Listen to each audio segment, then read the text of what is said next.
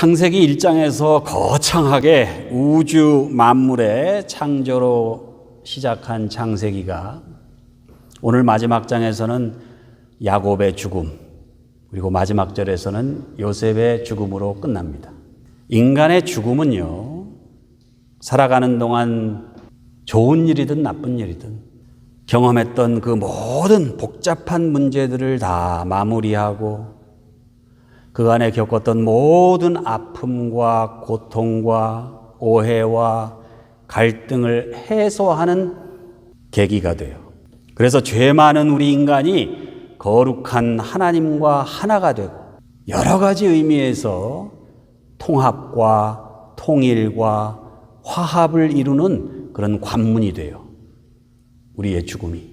창세기 저자는 43장부터 야곱의 아들들이 눈물겨운 상봉을 하고 또 요셉이 이집트 여인에게서 난 아들들 므낫세와 에브라함까지 다 축복하고 또 열두 아들들을 다 일일이 축복하고 그리고 마지막 장에서 죽음을 맞이하는 그 야곱을 통해서 향후 이스라엘 민족의 통합과 통일과 화합에 대하여 무언가를 말씀하려고 하고 있습니다.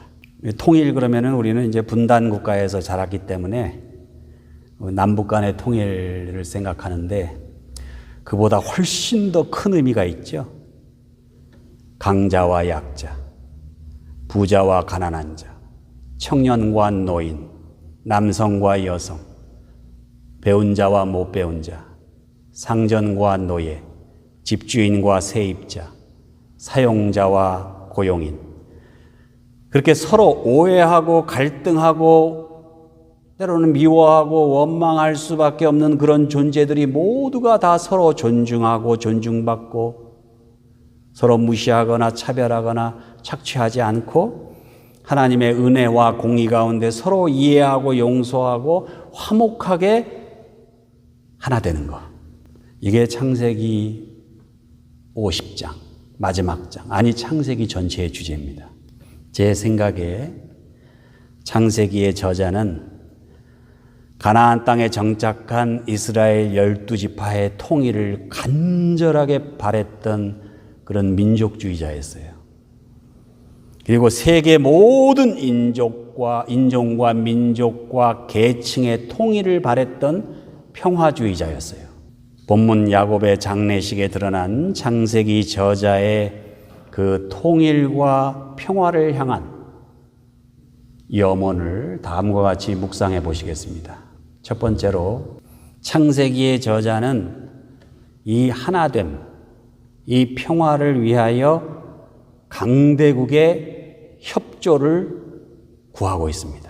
야곱이 죽어서 장사를 지내야 되는데 야곱은 살아생전에 요셉에게 자기가 죽으면은 가나안 땅 조상들이 묻힌 묘실에 묻어달라고 그렇게 유언을 남겼죠. 그런데 그렇게 하려면은 요셉 마음대로 돼요? 당대 최강국이었던 이집트 바로 왕의 도움이 필요했습니다. 그래서 본문 5절 6절에 보면 우리 아버지가 나로 맹세하게 하여 이르되 내가 죽거든 가나안 땅에 내가 파놓은 묘실에 나를 장사하라 하였나니 나로 올라가서 아버지를 장사하게 하소서. 그러니까 바로가 이르되 그가 내게 시킨 맹세대로 올라가서 내 아버지를 장사하라. 각 시대마다 큰 나라가 있고 작은 나라가 있고 강한 민족이 있고 약한 민족이 있고 부자가 있고 가난한 사람이 있고 배운 사람이 있고 못 배운 사람이 있고 갑이 있고 을이 있고 그렇죠? 그런데 여러분 을이 있기 때문에 갑이 존재하는 거예요. 못 배운 사람이 있기 때문에 배운 사람들이 큰 소리 치는 거예요. 그렇잖아요.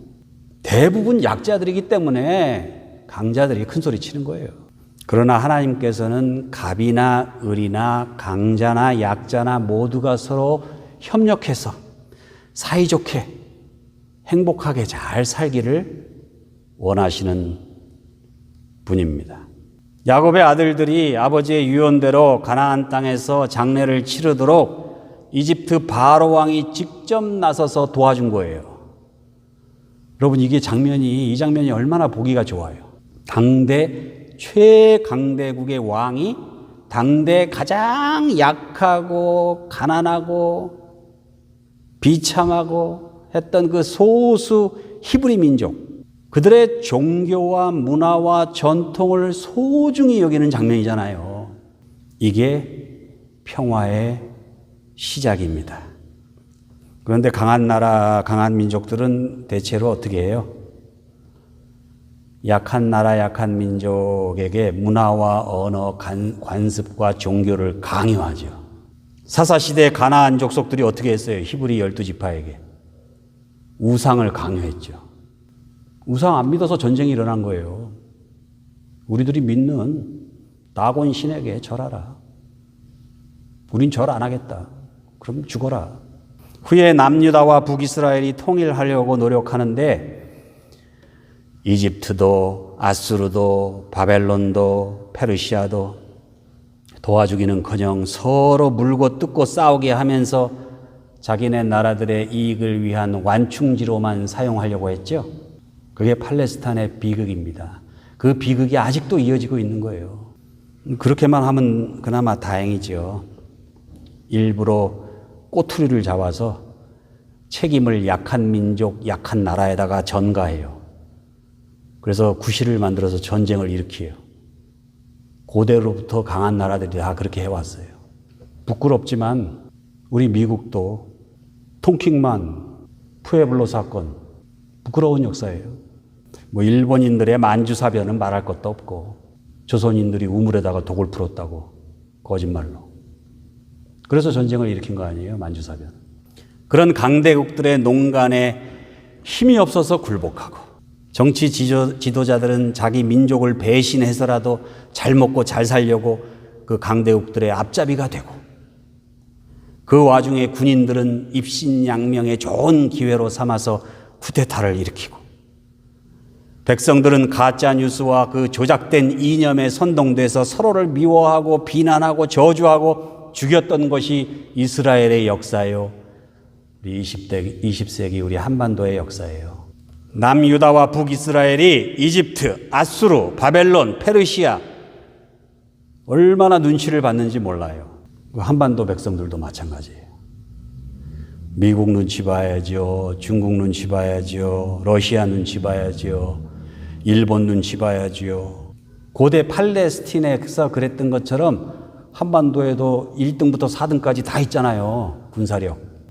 미국은 러시아 혁명 이후에 공산주의 세력의 확장을 견제하기 위해서 한반도를 철저하게 완충지로 활용했습니다. 어떤 의미에서 한국전쟁은 강대국들이 자신들을 위해서 선택한 이념을 선전하기 위한 대리전쟁이었죠.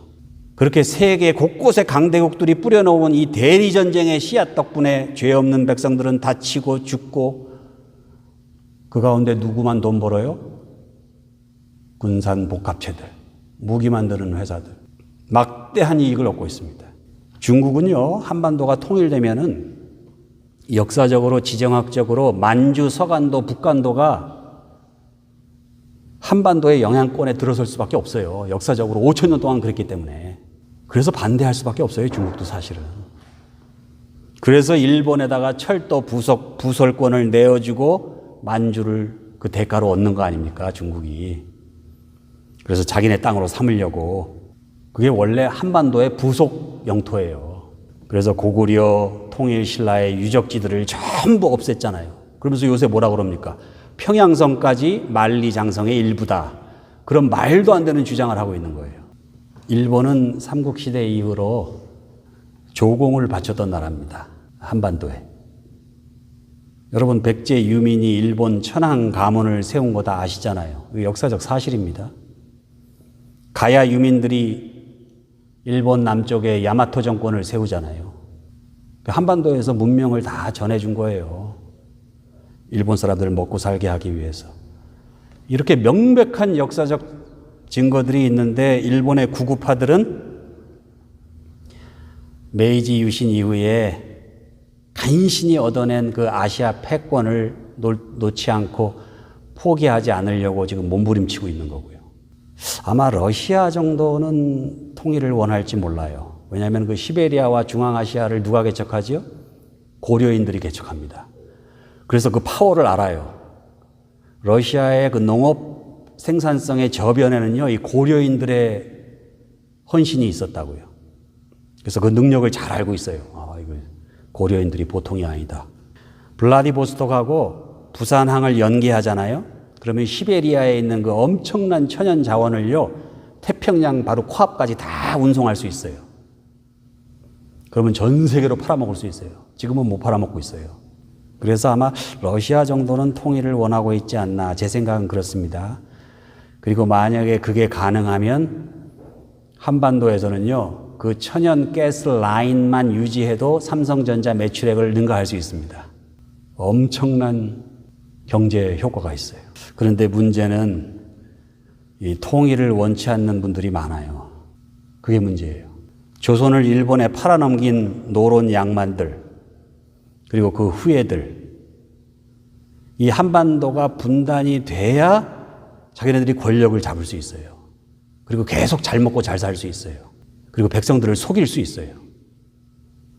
정권을 잡기 위해서라면 수단과 방법을 가리지 않는 이른바 분단과 냉전 세력이 여전히 남쪽에 득세하고 있고, 북쪽은요, 그 냉전 세력이 더 큰 냉전 세력이 있어요, 북쪽에는.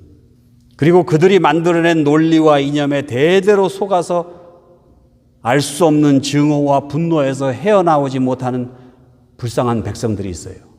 창세기의 저자는 야곱의 장례식을 통해서 이집트 바로 왕이 히브리인들을 도와주었던 것처럼 그렇게 지구촌의 약한 나라, 작은 나라들이 자유롭고 평화롭게 살아가는데 강한 나라, 큰 나라들이 제발 좀 방해하지 말고 도와주기를 지금 간곡하게 권면하고 있는 거예요. 만약 창세기 저자가 이 시대에 지금 미국에 와서 이 강단에 쓴다면은 제 생각입니다. 아마 가난한 나라들에게 공짜로 코로나 백신 나눠주라고 미국 정부는 그래야 된다고 지금 설교하고 있을 거예요. 이건 제 생각입니다. 그런 권면에 귀를 기울여서 지구촌 모든 나라들과 민족들이 건강하고 행복하게 살 수 있는 그런 진정한 평화와 축복이 임하시기를 우리 주님의 이름으로 축원합니다. 두 번째, 창세기의 저자는 하나됨과 평화를 위하여 회개와 용서를 권면하고 있습니다. 15절이죠. 요셉의 형제들이 그들의 아버지가 죽었음을 보고 말하되 요셉이 혹시 우리를 미워하여 우리가 그에게 행한 모든 악을 다 갚지나 아니할까 하고, 야곱이 살아있을 때는 요셉이 아버지 생각해서 형들과 그 가족들을 잘 돌봐줬는데 이제 아버지가 돌아가셨잖아요. 그러니까 요셉이 형들이 어떻게 생각했냐면, 야, 우리가 어린 시절에 요셉을 죽이려고 했잖아. 그러다가 미리한 상인들한테 유다 형 말 듣고 우리가 팔아먹었잖아. 요셉이 우리들한테 복수하면 어떡하지? 큰일이네. 두려움에 사로잡혔습니다. 그가 어떻게 했냐면은 17절에 보면 너희는 이같이 요셉에게 이르라. 내 형들이 내게 악을 행하였을지라도 이제 바라건대 그들의 허물과 죄를 용서하라 하셨나니 당신 아버지의 하나님의 종들인 우리 죄를 이제 용서하소서 하매 요셉이 그들이 그에게 하는 말을 들을 때 울었더라. 요셉에게 보복당하지 않으려고 아버지 유언을 파는 거죠. 그러니 그 모습이 너무 슬픈 거예요. 요셉이. 자기는 전혀 그런 마음이 없는데, 보복할 생각 전혀 없는데, 아유, 우리 형들이 그것 때문에 그 오랜 세월을 두려움 가운데 지냈구나. 그걸 생각하니까 가슴이 메어지는 거죠. 요셉이 울기 시작합니다. 그러면서 형제들에게 이렇게 얘기해요. 요셉이 그들에게 이르되 두려워하지 마소서. 당신들은 나를 해하려 하였으나 하나님은 그것을 선으로 바꾸사 오늘과 같이 많은 백성의 생명을 구원하게 하시려고 하셨나니. 괜찮다는 거예요. 잘못은 했지만 잘했어. 따지고 보니까 그거 다 잘된 일이야. 여러분, 이게 얼마나 아름다운 장면이에요. 형들이 자기를 죽이려 했어요. 유다가 아니었으면 죽었습니다. 미디안 상인들에게 노예로 팔아먹었어요. 여러분이 형제를 어떻게 노예로 팔아요? 그런데 그것마저도 하나님께서 형님들을 통해서 하나님께서 모든 백성들을 구원하시려고 그렇게 하신 거예요. 그러니 걱정하지 마시오. 그 얘기입니다. 한반도에서 일어난 전쟁으로 아군과 적군을 막론하고 얼마나 많은 사람들이 죽었습니까? 수십만 명의 고아들이 생겼어요. 해외에 다 입양시키고. 그렇게 해서 입양된 그 입양아들이 미국에서 캐나다에서 자리 잡은 사람들도 있지만 정말 비참하게 사는 사람들도 많습니다. 전쟁의 폐허에서 헤어나려고 얼마나 몸부림쳤어요. 그러나 그런 과정에서 남쪽은 지금 선진국 대열에 들어갔어요. G7입니다. 북한은 지금 경제적으로는 어렵지만 경제 개발을 안 했기 때문에 세계 최고 양질의 히토류가 있어요. 북한에. 선진국들이 그거 지금 눈독 들이고 있죠. 북한에 전 세계에 북한에만 있는 천연 자원들이 있다고요.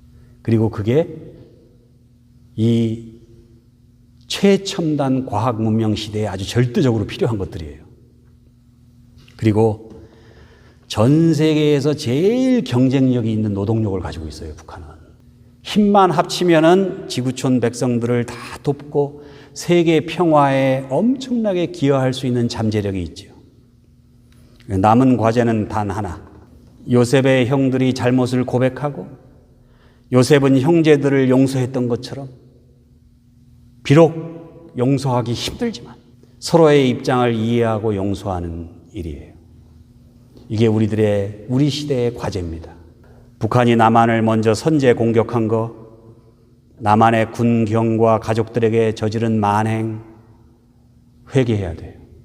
동시에 남한이 인민군 점령 지역의 부역자들에게 저지른 만행, 북쪽으로 진격하면서 이북 지역에서 저지른 만행, 그것도 회개해야 돼요. 여러분, 전쟁이 벌어지잖아요. 어느 한쪽만 정의롭고 떳떳하, 그거 거짓말이에요. 그럴 수가 없어요. 전쟁이란 것 자체가. 전쟁의 본질이. 전쟁은 모두를 악하게 만들고 모두를 정의롭지 못하게 만드는 겁니다. 그래서 마귀가 제일 좋아하는 거예요. 그래서 숱한 권모술수와 전쟁을 경험했던 로마의 역사가 키케로가 뭐라고 그럽니까? 정의로운 전쟁보다 나는 사악한 평화를 택하겠다 그랬습니다.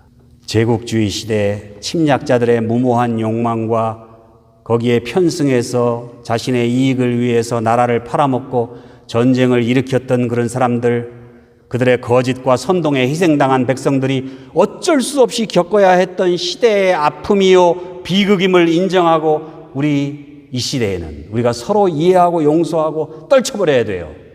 이스라엘 12지파 중에서 다른 지파들은 다 한 지역에 모여 살았어요. 그런데 므낫세 지파와 단 지파만 요단강을 사이에 두고 따로 떨어져서 살았어요. 단 지파가 어떻게 됐어요? 사사시대의 분열과 갈등 가운데 사라졌어요. 단 지파는. 므낫세 지파는요, 북이스라엘의 멸망과 더불어 역사 속에서 사라졌어요. 어디 갔는지 몰라요. 끝까지 회개하지 않고 끝까지 용서하지 않고 화해하지 못해서 하나가 되지 못한 그런 지파, 그런 민족, 그런 나라는요, 시간 문제예요. 결국은 역사 속으로 사라질 수밖에 없다는 게 성경의 교훈이요, 역사의 교훈이에요. 마지막 세 번째, 창세기의 저자는 하나됨, 평화를 위하여 값을 치러야 한다고 말했습니다. 본문 21절이죠. 당신들은 두려워 마소서. 내가 당신들과 당신들의 자녀를 기르리이다. 그들을 간곡한 말로 위로하였더라. 누가 누구를 위로했어요? 피해자인 요셉이 가해자인 형들을 위로하고 있죠. 누가 누구를 책임져요? 피해자인 요셉이 가해자인 형들과 그 자식들까지 책임져 주겠다는 거예요. 이런 자세가 없으면 하나가 될 수 없어요. 요셉은 형들이 자기를 두려워하고 의심할 때 왜 두려워하느냐고, 왜 의심하느냐고, 왜 믿어주지 않느냐고 그렇게 따지고 그러지 않았습니다. 피해 당사자였지만은 오히려 가해자들을 위로했어요. 걱정하지 말라고. 가해자인 형들만 위로했어요. 그 자식들까지 내가 다 책임지고 다 잘 먹고 잘 살게 해주겠다고, 다 교육시키고 키워주겠다고 그렇게 약속합니다. 얼마나 훌륭한지 몰라요. 이 요셉이 너무 사랑스럽습니다. 최근 캘리포니아주 인디안 보호구역에 있는 아메리카 원주민들에게 그들의 땅을 빼앗은 것에 대해 사죄하고 배상하려는 시도가 있죠. 저는요, 미국도 어떤 의미에서는 저는 분단국가라고 생각해요. 미국의 건국과 발전 과정에서 저지른 죄와 과오가 있기 때문에 인종과 민족과 계층 간의 대립과 갈등의 뿌리가 아주 깊습니다. 서로 위로하고 책임지지 못하면 절대 평화할 수 없어요. 왜 알라메다 섬 중심에 있는 공원 이름이 초체뇨 공원인지, 이 초체뇨가 뭔지 아세요? 이 알라메다 해변에 나가서 잡아온 물고기를 온 동네 사람들이 다 모여서 구워서 나누어 먹으면서 행복하게 살던 부족이 초체뇨예요. 그들이 축제를 벌이던 그 장소를 공원화한 거예요. 그러면 적어도 우리가 평화롭게 그 알라메다를 이렇게 산책할 때 그들을 기억해주고 그들에게 고마움을 갖는 게 최소한의 예의지요. 그들이 양보했어요. 그 땅을, 이 좋은 땅을. 그리고 인디안 보호구역으로 구름 많이 끼고 비 많이 오고 어둡고 해 빨리 지고 이런 인디안 보호구역으로 들어갔다고요. 여러분, 우리는요, 한 시대를 살다가 사라집니다.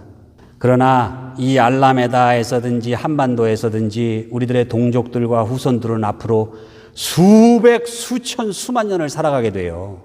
우리가 우리 시대에 용서하고 화해하기 위해서 값을 치르지 않으면 그러면 미움과 증오를 심게 되고 그 대가는 우리 후손들이 치르게 되는 거예요. 요셉은 그 역사 의식을 가지고 있었어요. 그래서 형들하고 자기를 죽이려 했던 그 형들, 그 자식들 다 용서하고 교육시키고 먹여주고 입혀주고 잘 키워주겠다고. 내 재산을 다 들여서라도 그렇게 자청했던 거예요. 이스라엘 민족의 미래를 위하여, 평화의 주님을 위하여. 한반도에서 태어난 우리들 죽기 전에 한반도의 평화가 깃들게 하기 위해서 기도해야 돼요. 좀 더 긴 안목으로 동북아시아는 물론 전 인류의 평화를 위하여 간절히 기도해야 돼요. 그게 우리들의 책임이에요. 하나됨과 평화를 위해 강대국들은 좀 도와주시기 바랍니다. 속고 속이며 대결하고 전쟁하던 야만의 시대, 서로에게 저질렀던 죄와 원한을 회개하고 용서하시기 바랍니다.